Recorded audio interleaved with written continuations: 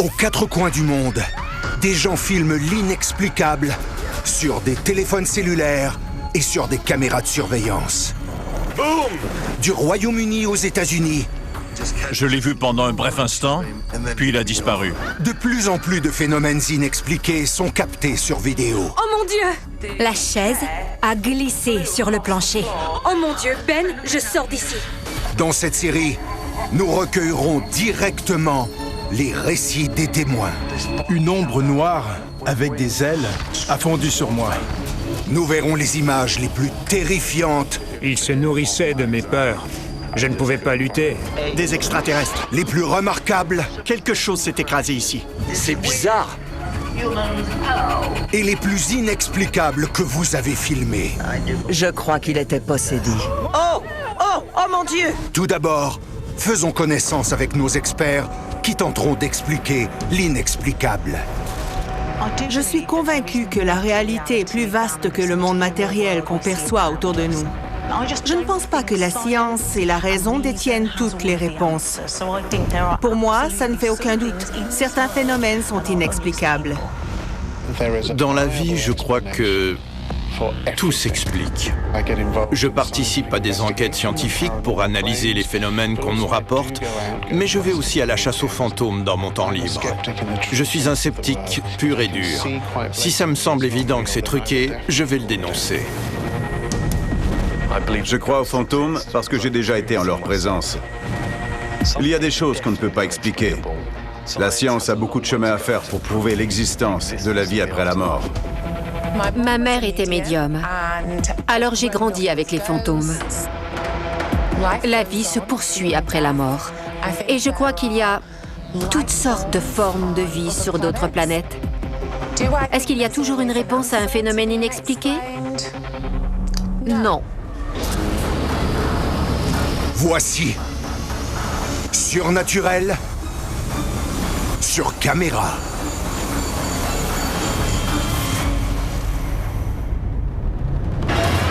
Dans cet épisode, Seule une force surnaturelle a pu déplacer le verre comme ça. une maison hantée au Royaume-Uni terrifie un jeune couple. Oh mon Dieu! Ben, je sors d'ici. Si ça continue comme ça, on va devoir déménager. Catherine? C'est la femme qui est morte. Oui. Dans une enquête paranormale, on établit un contact avec les morts. Mort? Vous vous sentez morte? On n'avait jamais capté une activité aussi intense. Partout, on fait des rituels pour appeler les esprits. Et aux États-Unis, une femme collectionne J'ai un passe-temps plutôt étrange. des poupées macabres.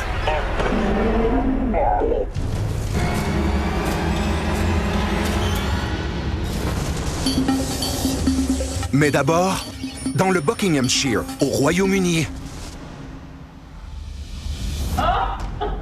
Je n'ai jamais eu aussi peur de ma vie.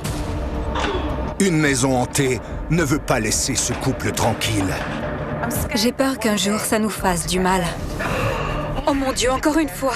On se demande quand ça va finir. Oh mon Dieu! Ben, je sors d'ici.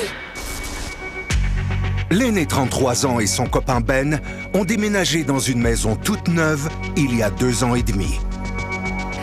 On était très enthousiastes à l'idée de déménager ensemble dans notre maison. On avait visité plusieurs maisons, mais c'était celle-là. On l'a su dès qu'on y est entré. On s'y sentait bien et elle correspondait parfaitement à ce qu'on cherchait. C'était la première fois que je vivais ailleurs que chez mes parents. J'étais très content parce que c'était un grand pas dans ma vie. Et c'était vraiment génial de le faire avec l'aîné. La maison venait d'être construite, alors ça a été déterminant dans notre choix. On pouvait l'aménager à notre façon pour s'y sentir chez nous. C'était exactement ce qu'on cherchait parce que c'était le premier endroit où on allait vivre ensemble. Mais il ne se doutait pas que la vie parfaite qu'il projetait allait prendre un virage étrange. J'ai remarqué qu'il y avait souvent des ombres dans ma vision périphérique.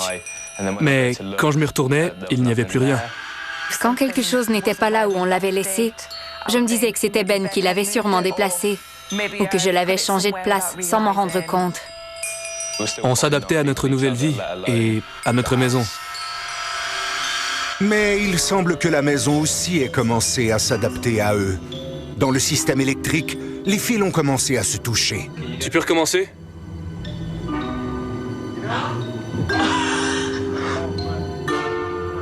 C'est là qu'on a compris qu'on ne pouvait plus nier ce qui se passait.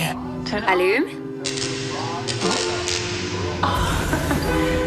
Elles se sont éteintes une à la fois. C'était fou.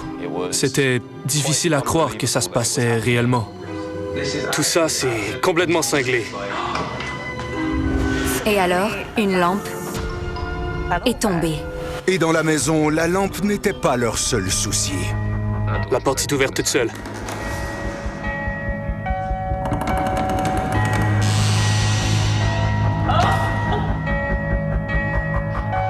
Oh mon Dieu. Tu l'as filmé? Oui. Attends un peu. Filme dans le placard. Sinon, les gens vont croire que c'est un canular. Bon, voilà. Il n'y a personne là-dedans.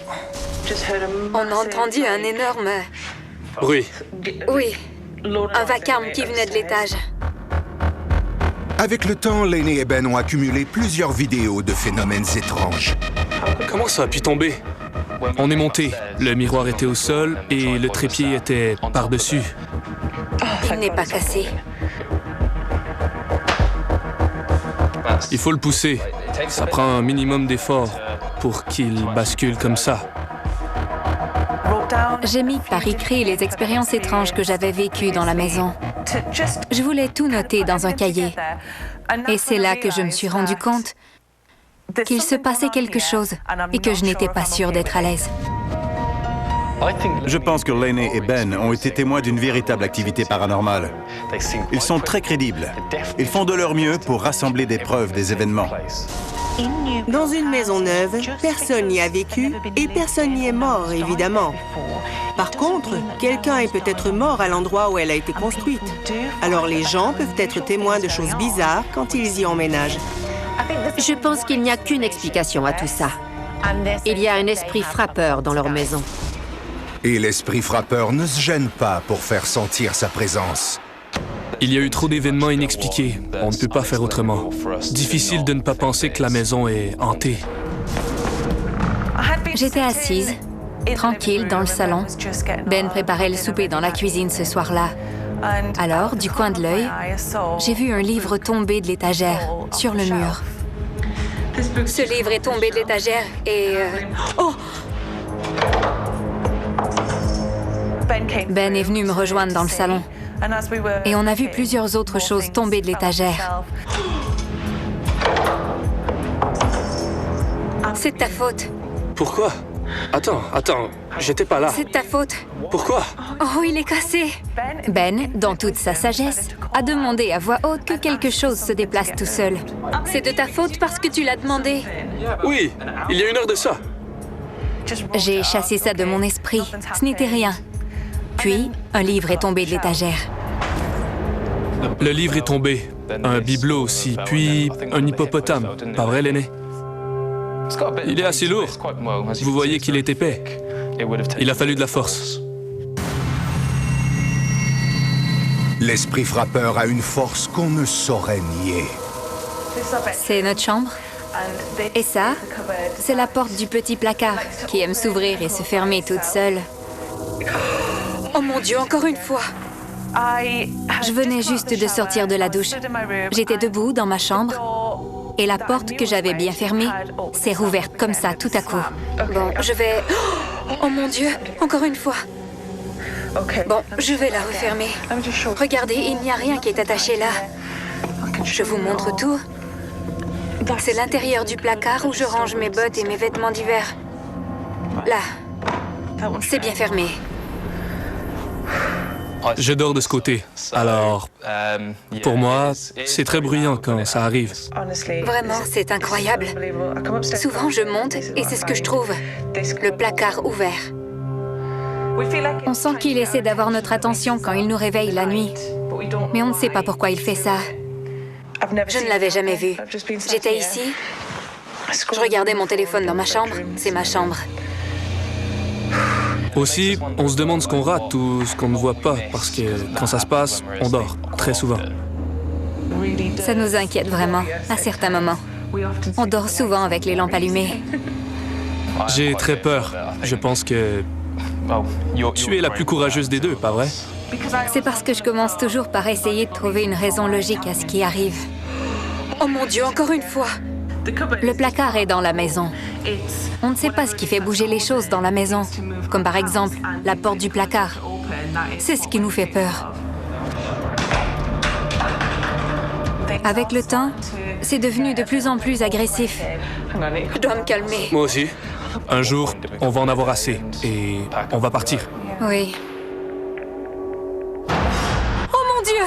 Mais Lenny et Ben ne sont pas les seuls à avoir un intrus dans leur maison.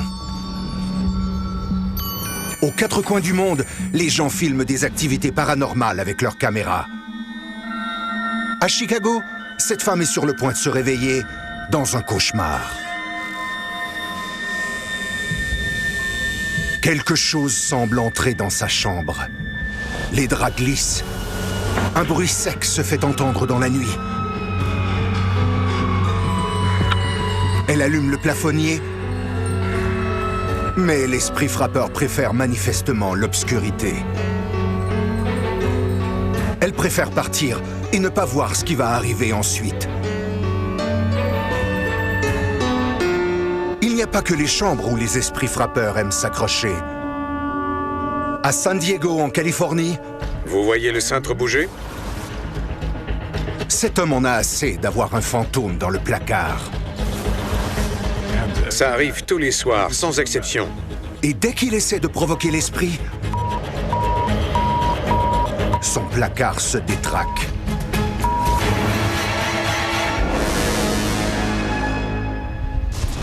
Et on dirait que les esprits frappeurs aiment faire trembler bien des choses.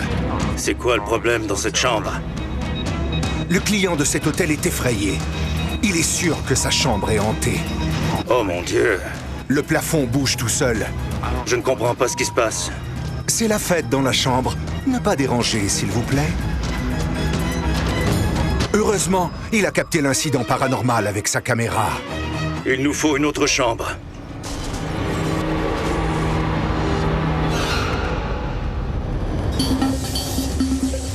Puis, dans les Cornouailles, au Royaume-Uni...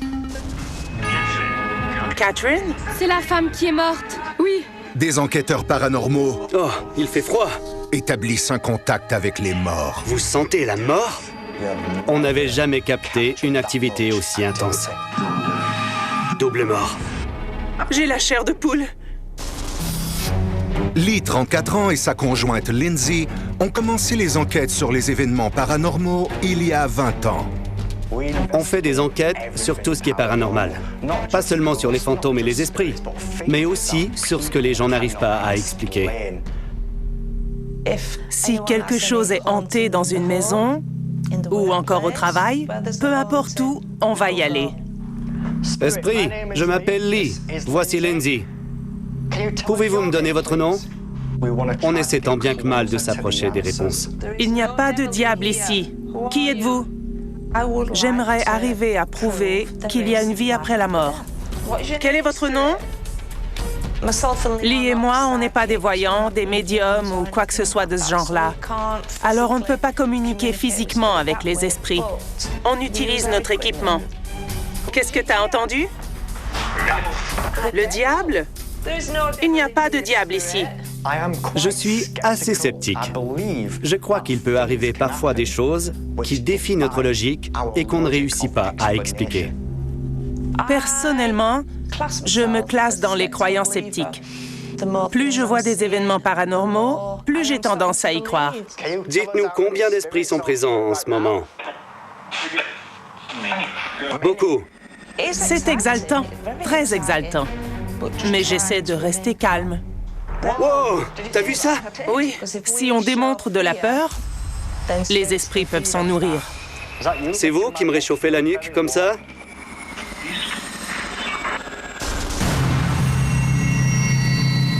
Quand Lindsay et Lee ont accepté d'enquêter sur la maison de Carn dans les Cornouailles, ils ne savaient pas du tout dans quoi ils s'engageaient. La maison de Karn est une maison abandonnée située au milieu de nulle part. C'est un endroit tristement célèbre dans la région. Certains disent qu'on y pratique encore de la magie noire. Quand on a eu l'occasion d'y faire une enquête, on a sauté dessus à cause du lien avec Aleister Crowley. À la fin du 19e siècle, Aleister Crowley, un occultiste, était réputé pour être une des personnes les plus maléfiques au monde. On le connaît pour son occultisme, pour sa pratique de la magie noire et pour une religion excentrique qu'il a établie. Je dirais que c'est un personnage intéressant. Et je comprends pourquoi un groupe comme celui-là est enthousiaste à l'idée de faire enquête sur une maison en lien avec lui. Ça peut être risqué d'enquêter sur des lieux où des rituels occultes ont eu lieu et où des gens ont essayé la magie noire parce qu'on ne sait pas toujours ce qui a été invoqué et l'énergie qui persiste dans les lieux. Qu'est-ce que vous savez sur cet endroit? Qu'est-ce qui vous fascine? On dit qu'Aleister Crowley a vécu ici et qu'il a réussi à faire apparaître le diable. Les gens avaient peur de lui parce qu'ils croyaient qu'il avait de vrais pouvoirs surnaturels. Waouh, c'est un endroit sinistre. Vraiment. On voulait attraper cet homme. On voulait essayer de comprendre pourquoi il faisait tout ça à l'époque. Franchement, je ne savais pas trop ce qu'on allait trouver. Mais c'était un lieu qui avait un lien avec Aleister Crowley. Alors on devait y aller. Catherine? C'est la femme qui est morte. Oui. Je ne vois pas comment on pourrait l'expliquer. C'était vraiment effrayant.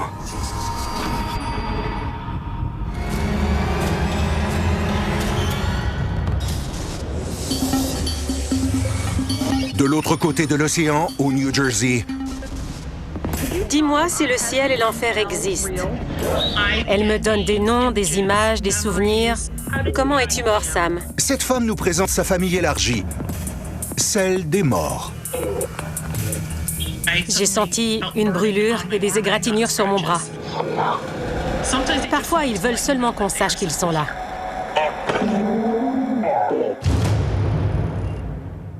Je m'appelle Stéphanie Cuomo, j'ai 38 ans et je viens de Fanwood, au New Jersey. J'ai un passe-temps plutôt étrange. Je fais la collection de poupées hantées. Je vois des fantômes tous les jours. Je suis une voyante et une médium autoproclamée. Je savais communiquer avec les morts. Alors, j'ai décidé d'en ramener quelques-uns chez moi. Oh! Quelqu'un m'a chatouillé la nuque. Ça donne la frousse. J'essaie de communiquer avec eux et d'en savoir plus sur l'autre côté. Vous voyez toute ma collection de poupées possédées, de poupées hantées, juste derrière moi. Il y en a 28 en tout. Je range mes poupées à différents endroits, entre autres dans ce landau. Voici Claudia et Rosa. J'ai commencé à collectionner les poupées il y a environ 2 ans. J'étais malade et confinée au lit. Je ne pouvais rien faire à part aller sur Internet. Je connaissais les objets hantés. J'en avais déjà vu. Mais je n'avais jamais pensé en avoir et les garder chez moi. Tu as besoin de parler? Qu'est-ce que tu veux dire? Je crois au monde paranormal depuis que je suis toute petite, parce que j'ai eu plusieurs expériences. Quand j'avais 9 ans, mon arrière-grand-mère est morte et elle m'a rendu visite au milieu de la nuit. Je savais que c'était un fantôme. Quand ma mère m'a dit qu'elle était morte, le matin, je le savais déjà. Les poupées de Stéphanie ne sont pas toutes amicales. Elle garde certaines de ses poupées perturbées derrière des portes closes. Celle-là m'a fait des égratignures le jour où je l'ai ramenée à la maison. Voici ma toute première poupée. Elle s'appelle Esther. Elle fait faire des cauchemars vraiment horribles. Une méchante poupée, honnêtement. Je pense qu'elle avait une déficience intellectuelle. Elle a beaucoup de mal à communiquer. En général, quand j'essaie de lui parler, ma gorge se serre. Comme en ce moment. Vous l'entendez? Elle se referme. J'ai une SB7, une boîte à esprit 7. C'est ni plus ni moins qu'une radio. Il peut balayer les fréquences en s'ajustant avec précision vers l'avant ou vers l'arrière, très rapidement. Qui a ouvert les armoires de ma cuisine? Quel est ton nom? Elle est décédée à 37 ans d'un cancer. Elle avait plusieurs enfants. Elle a eu une vie difficile au 19e siècle. Roland, vois-tu une lumière? Oui. Elle est le seul esprit qui me laisse lui changer les vêtements. Elle fait 18 mois. En taille de vêtements de bébé. À quel âge es-tu morte, Roland? J'ai une réelle amitié avec Samuel et Roland. Je les considère comme des amis. Appelle-moi Sam. D'accord, j'ai compris. Merci, Sam. Je dirais que c'est la poupée préférée de tout le monde. Il est très aimé. Je l'adore, vraiment. Il a été mon premier esprit masculin. Il aime la bière. Il aime vraiment boire de la bière. Mes enfants l'aiment beaucoup. Il est drôle, il aime les femmes, il aime flirter. Il veut de l'attention. Il joue des tours. J'ai des billes partout dans la maison. C'est lui. Je sais que c'est Samuel qui les laisse là. Il en met vraiment partout. Je ne sais pas d'où elles viennent. Je n'ai pas de billes, moi.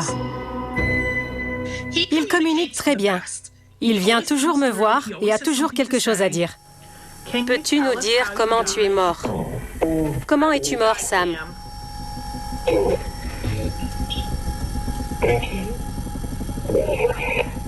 Sa mort a à voir avec un pont. Je pense qu'on a jeté son corps dans l'eau et on ne l'a jamais trouvé. As-tu été assassiné?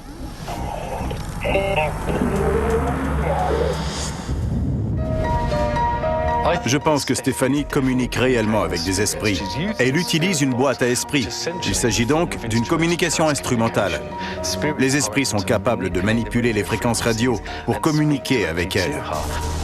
Quand on regarde une poupée dans les yeux et qu'un esprit y est lié, l'esprit va utiliser les yeux de la poupée pour nous regarder de la même façon.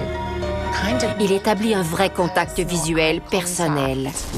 Ces poupées posent leur regard droit sur Stéphanie. Ça a l'effet d'un aimant.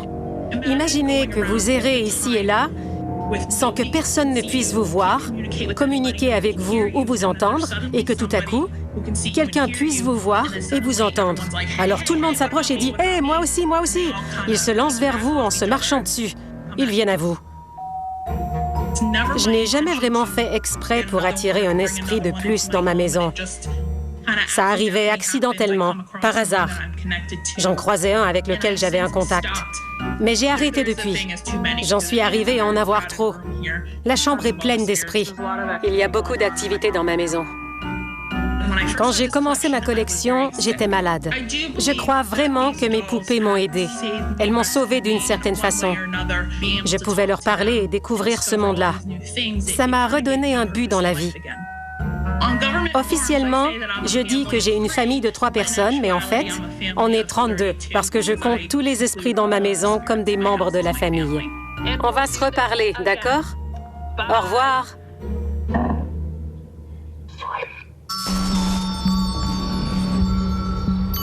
Stéphanie n'est pas la seule personne qui s'attache aux poupées. Au Brésil, une fille de 11 ans s'est attachée très fort. Elle a un œil de poupée pris dans le sien. Elle n'en croit pas ses yeux. Heureusement, sa mère s'occupe d'elle et va le sortir de là.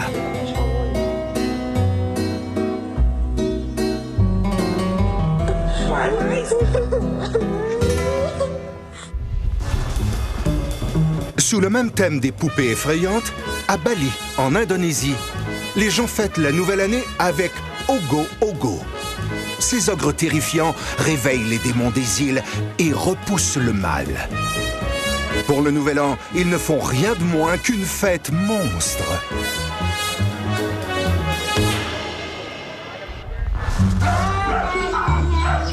Repousser le mal est une habileté que possède aussi ce félin de 2 ans.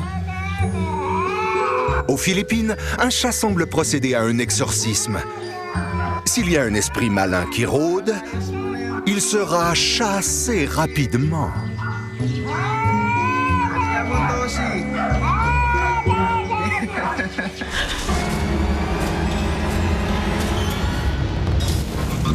De retour dans le Buckinghamshire, le couple d'enseignants Lane et Eben doivent cohabiter avec un esprit frappeur qui s'est invité chez eux et les pousse à bout.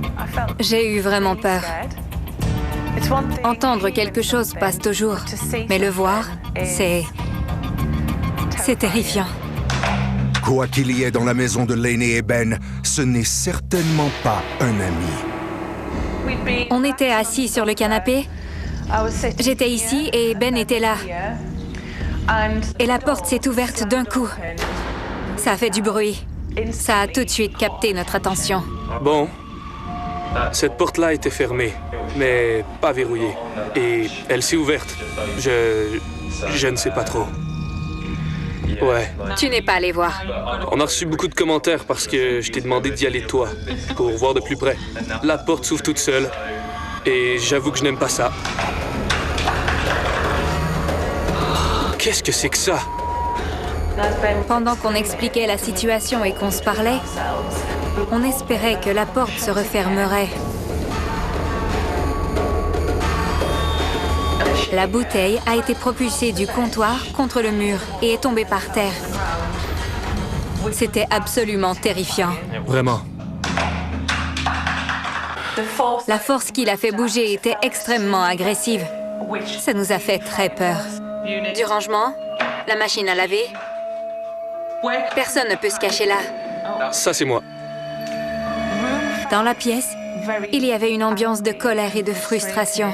Oui. Et l'atmosphère était très tendue. C'est l'événement le plus violent qui nous est arrivé.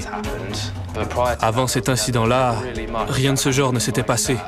Je sentais qu'il essayait de nous dire quelque chose, ou nous passer le message qu'il n'était pas très content. Ça a été un moment décisif pour nous. On sentait qu'il devenait agressif. Il voulait être vu ou entendu. On en a parlé sérieusement ensuite. On s'est dit qu'il fallait que quelqu'un vienne s'en occuper avant que ça empire ou encore qu'on déménage. On va devoir penser sérieusement à déménager. Il existe des esprits qui sont taquins et d'autres qui sont malveillants. C'est la même chose parmi les êtres humains. Il y en a des bons, des méchants et des moches. C'est exactement la même chose dans le monde des esprits. Il y a différentes sortes d'esprits capables de manipuler et de faire bouger un objet, surtout dans les maisons. Celui qu'on identifie souvent au phénomène d'objets qui se déplacent est l'esprit frappeur. Je sens que cette chose qui rôde dans notre maison est fâchée. Elle est en colère contre nous. Dans ces moments-là, on a envie de partir et de ne plus revenir. Laney et Ben ont toujours tenu la maison en ordre. Mais avec le temps, le fantôme a montré qu'il n'acceptait les ordres de personne. Bon, on est dimanche matin. Je dois me calmer. Moi aussi. J'ai cru un vol. Moi aussi. C'est pire. On a entendu beaucoup de bruit. C'est inquiétant. Vraiment.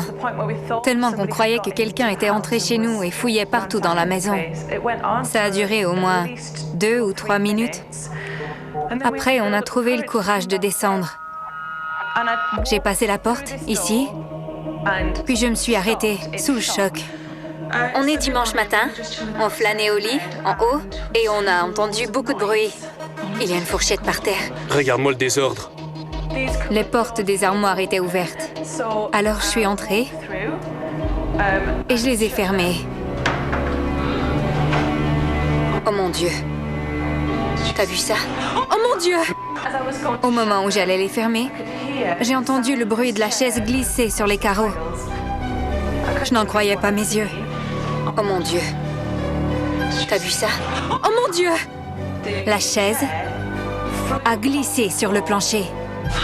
Ben, je sors d'ici. Toi, tu étais là, et moi, j'étais ici.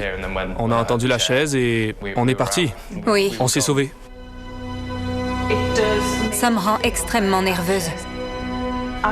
J'essaie de ne pas trop y penser depuis ce temps-là, parce qu'on habite toujours ici.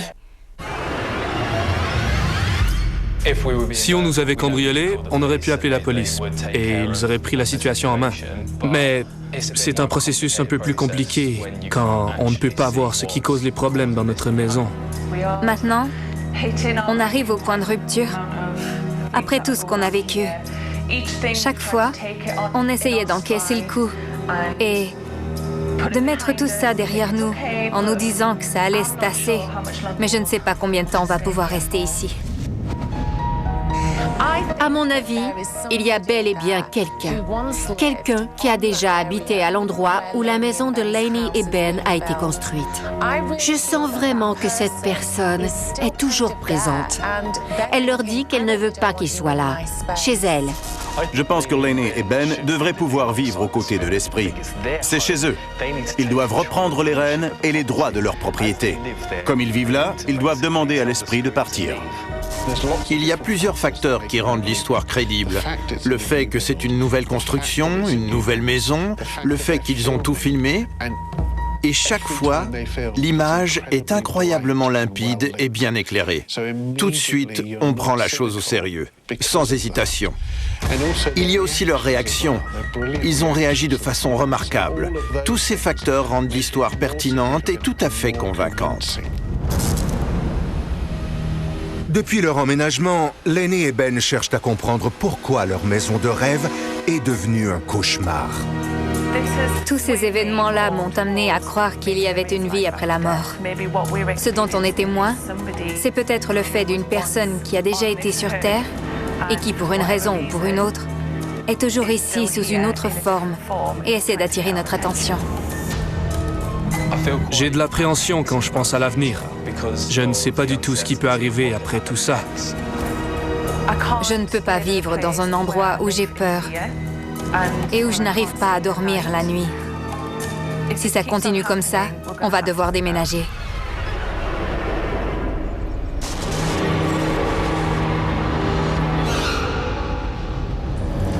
Dans les Cornouailles, Lindsay et Lee ont entrepris une enquête paranormale à la maison Carn, où on dit que le fameux Aleister Crowley aurait invoqué le diable. Quand on est entré dans la maison, c'était très étrange, c'était irréel. Il y avait une ambiance sinistre. Ici, il y a un foyer. On a trouvé une petite niche dans le mur, où les gens qui venaient ici pouvaient placer des objets à caractère religieux. Une croix à l'envers. On a vu aussi les chiffres 666 sur le mur et des symboles du diable partout. On aurait vraiment dit que l'endroit était toujours utilisé. On a un générateur de mots aléatoires. Les gens croient que les esprits peuvent communiquer avec nous par des mots aléatoires. Alors il faut seulement poser les bonnes questions quand on s'adresse à eux. Dites-nous quelque chose sur le célèbre Crowley. Malveillant? Il a dit tout de suite « malveillant ». Ça ne s'invente pas. Qu'est-ce qui s'est passé ici? Catherine? Je connais ce nom-là. C'est la femme qui est morte. Oui. Après avoir entendu des rumeurs de rituels sataniques menés par Crowley, une certaine Catherine lui a rendu visite. Ce même soir, elle a été prise de convulsions et est morte quelques jours plus tard. Tout le monde dans la maison était sous le choc. Oh, wow! Le nom prononcé par le générateur de mots était tout à fait en lien avec l'endroit. Ça fonctionne très bien. Au-delà, c'est fou! Malveillant, Catherine, au-delà. On dit que les esprits peuvent entrer en contact avec les vivants par le phénomène de voix électronique. Lindsay et Lee utilisent justement cette technique. Catherine, pouvez-vous dire Catherine sur l'enregistreur, s'il vous plaît? Êtes-vous dans l'au-delà? Savez-vous que vous êtes morte? On enregistre, on pose des questions. Puis on écoute le tout et on entend des choses qui n'étaient pas là, à l'enregistrement. On l'écoute.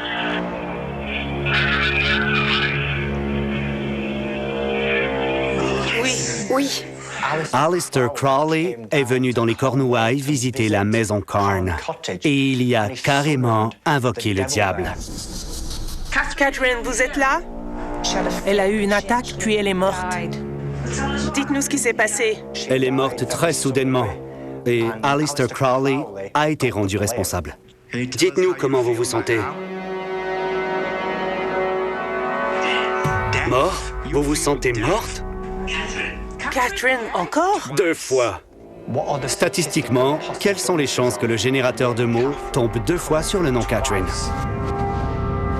La manière dont une personne meurt peut déterminer si son âme reste ou pas. Elle peut être dans les limbes pendant un certain temps ou encore prisonnière d'un lieu. Lindsay et Lee ont obtenu 2 fois le même nom de la part du générateur. Je trouve ça vraiment exceptionnel. Selon moi, ils ont rencontré un esprit, celui de Catherine. La mort d'une personne peut être traumatique, soudaine, inattendue, lors d'un accident de voiture par exemple, ou d'une hémorragie cérébrale, comme dans le cas de Catherine. Dans ce temps-là, il est probable que son esprit n'ait pas fait le passage, parce qu'elle n'était pas prête à le faire. Catherine, vous êtes là? En plus d'entendre 2 fois le nom de la femme qui est morte, preuve déjà convaincante. Là. Oh, il fait froid. Lindsay et Lee reçoivent un autre signe de la maison de Crowley. Je n'avais jamais senti une pièce se refroidir autant et aussi vite. La balle s'allume. Ailleurs dans le monde, d'autres gens gardent le contact avec les morts. Une tribu en Indonésie célèbre une cérémonie dans laquelle les gens déterrent les corps de leurs parents morts et les habillent. Ne sont-ils pas mignons?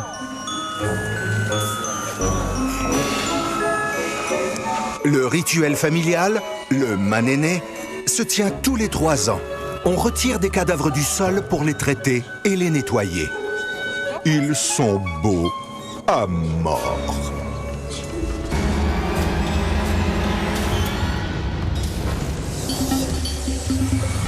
Au Colorado, aux États-Unis. Je n'aurais jamais pensé qu'une chose pareille pouvait arriver. L'activité d'un esprit frappeur a changé la définition de service rapide. Je dormais sur le canapé et tout à coup, le verre m'a frappé. Le verre s'est arraché de mes mains et s'est projeté à l'autre bout de la pièce. J'ai eu la peur de ma vie. Michelle McBride, 27 ans, a déménagé dans une nouvelle maison avec sa famille il y a 2 mois. Mais il semble qu'on ne la ménage pas dans son emménagement. J'ai dû faire plusieurs ajustements. Il fallait que je m'habitue à une nouvelle routine. Alors je dirais que l'énergie qu'il y avait dans la maison à ce moment-là était un peu bizarre. Elle était agitée en tout cas. Mais 2 semaines seulement après leur emménagement, les McBride ont découvert qu'ils n'étaient pas seuls. C'était une soirée comme les autres, en famille. On se détendait. Les chiens dormaient et moi, je jouais avec un gobelet. Il y avait eu du thé glacé dedans.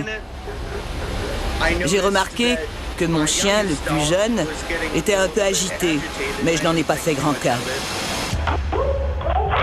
Tout à coup, le verre est parti dans les airs. Mais au bout de la trajectoire du verre se trouvait le père de Michelle, Mike. Et son cœur n'a fait qu'un tour. Je dormais sur le canapé et tout à coup, le verre m'a frappé. Ça m'a pris par surprise. J'étais en colère parce qu'un objet m'avait frappé et je ne m'y attendais pas. Ça a provoqué un conflit, parce qu'il pensait que je lui avais lancé le verre de l'autre côté de la pièce. C'était normal d'être fâché. Je dirais que j'ai réagi un peu vivement. En tout cas, plus qu'à l'habitude. J'ai calmé le jeu, j'ai dit que j'étais désolée, et après je suis allée me coucher. Ma femme a regardé la vidéo de la caméra de surveillance du salon. Elle est venue me voir et m'a dit que Michelle n'avait pas lancé le verre. J'ai dit quoi? Des objets lancés dans les airs ou qui s'envolent tout seuls d'une main de quelqu'un, c'est un phénomène très rare. Sur la vidéo, on voit très bien le verre quitter la main de Michelle. Mais aussi, il y a un espace où on voit un petit champ énergétique. Il est de forme oblongue, il est blanc, et on dirait qu'il tire le verre, comme un aimant, dans les airs, jusqu'au bout de la pièce. Quand on regarde la télé, parfois, on n'est pas attentif. On peut alors facilement glisser dans un état de demi-sommeil, mais on est éveillé. Ici, il s'agit peut-être d'un cas de dissociation. C'est normal, mais c'est inhabituel dans un contexte paranormal. Le verre qui vole n'est pas la seule activité paranormale vécue par les McBride. Dans leur ancienne maison, ils ont filmé d'autres événements bizarres. Les globes blancs qu'on voit sur la vidéo apparaissaient la nuit. On voyait tout le temps ce genre de choses. Les portes s'ouvraient et se fermaient, toutes seules. « Allez, Les lampes aussi s'allumaient toutes seules. Des cadres se décrochaient des murs par eux-mêmes. Ça arrivait tout le temps. C'était notre quotidien. Je crois que les globes qui volaient, chez nous, étaient des énergies. C'était peut-être l'énergie de personnes qu'on a connues, ou encore tout simplement de l'énergie qui passait par là pour aller à un autre endroit. Je suis sûre que la maison où on habitait et celle où on a emménagé abritent des personnalités plutôt fortes. On m'a déjà frappé au visage pendant mon sommeil. On m'a lancé des objets au beau milieu de la nuit. Alors, c'était un événement tout à fait banal, un objet qui se déplace tout seul. Mais c'était la première fois qu'un événement comme celui-là m'affectait, moi, puis une autre personne. Sur la vidéo de surveillance, Michel a vu que son thé glacé, loin d'être un spiritueux, était peut-être spirituel. Si j'avais lancé le verre en resserrant ma main, je n'aurais jamais pu l'envoyer à l'autre bout de la pièce. Je me suis excusé. Je lui ai dit que ce n'était pas elle qui l'avait lancé, et elle me l'a confirmé. Après tout ça, on s'est parlé et on en est venu à la conclusion que ce n'était ni lui ni moi. Seule une force surnaturelle a pu déplacer le verre comme ça. Pour être tout à fait honnête, cet événement-là m'a pris de court, parce que c'était la première fois que ça m'arrivait, à moi. J'espère qu'il ne va plus me lancer de verre. Au moins, Michel boit toujours ses boissons préférées.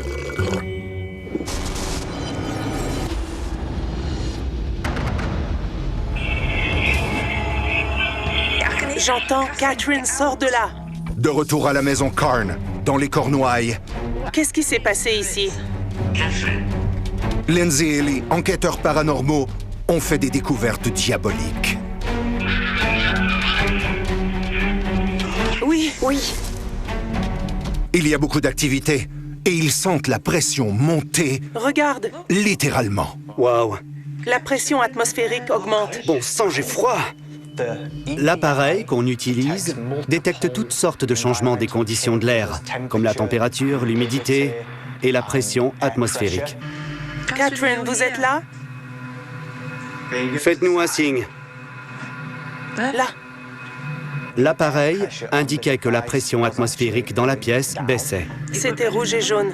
C'est la pression de l'air. D'accord. Mais la porte est ouverte. Toutes les portes sont ouvertes depuis le début. La pression aurait dû être constante. Touche à l'appareil. Oh, il fait froid. J'ai froid tout à coup. J'ai la chair de poule. Mon Dieu, c'est vrai. Oui. Quand j'ai eu la chair de poule, j'ai senti que quelqu'un était là avec nous. Probablement Catherine, puisque le générateur avait dit son nom 2 fois. Et le froid a persisté dans la pièce. Merci. Elle a répondu. Il fait chaud aujourd'hui. Il fait 22 degrés. Ce n'est pas froid. J'ai senti tout à coup de l'air froid arriver sur le côté. J'étais là et j'ai eu la chair de poule. J'ai demandé aux autres s'ils sentaient la même chose. Ils m'ont dit non. Ça m'a fait dresser les cheveux sur la tête. Catherine, si c'est vous, dites-le nous. Wow. Les balles détectrices de vibrations ressemblent à des balles pour chat, mais c'est l'appareil le moins cher et un des plus efficaces. Il veut qu'on adore le diable? Non. Non? Oh, la balle! Encore! Qui a fermé la porte? Encore la balle? Ça s'est refroidi. Pour que la température baisse autant et aussi vite, il faudrait, par exemple, ouvrir la porte d'un frigo et que l'air froid vienne droit sur nous. Je vais sortir la boîte à esprit. La boîte à esprit syntonise des fréquences radio. Et on dit que les esprits peuvent manipuler ces fréquences pour arriver à nous parler directement, sur le champ. Qui est là? Regarde, les chiffres! 666. La température continuait de chuter dans la maison. En plein été. C'était incroyable. Les baisses de température pendant des enquêtes paranormales ne sont pas inhabituelles. C'est d'ailleurs une des formes de preuves les plus fiables qu'on peut recueillir dans les circonstances et depuis qu'on rapporte l'existence Des fantômes. En général, les enquêteurs peuvent observer une baisse de température ambiante d'environ 1 ou 2 degrés au maximum. C'est ce qu'on voit dans une enquête de ce genre. C'est tout à fait courant. Par contre, une baisse de 3 degrés, ça c'est très, très, très rare. Vraiment. Devant une telle baisse de température, il faudrait vérifier l'état des piles, mais ce n'est pas impossible. Il s'agit d'une maison délabrée. Il faut garder ça en tête. J'ai senti de l'air froid à côté de moi. J'ai eu la chair de poule sur mes bras. Quand quelque chose comme ça nous arrive, c'est exaltant. Parfois, on va faire une enquête et il ne se passe rien. Mais quand il se produit des tas de choses en même temps, c'est vraiment extraordinaire. Ce jour-là, sans aucun doute, l'esprit de Catherine était avec nous. Double mort. Les réponses qu'on a obtenues grâce aux appareils, c'était tout simplement fantastique. Qui les appelle comme ça? Moi. On est parti en se disant « Waouh, qu'est-ce qu'on vient de trouver ?» Boum! Aux quatre coins du monde. Ouvre la porte. Plus que jamais, des gens captent des événements qui paraissent inexplicables. Bon sang! Sur leur téléphone cellulaire. Il y avait quelque chose près de toi. La balle! Et sur des caméras de surveillance. Oh mon Dieu! Comme ces dispositifs font maintenant partie de notre quotidien. Oh mon Dieu! J'ai vraiment craint pour ma vie.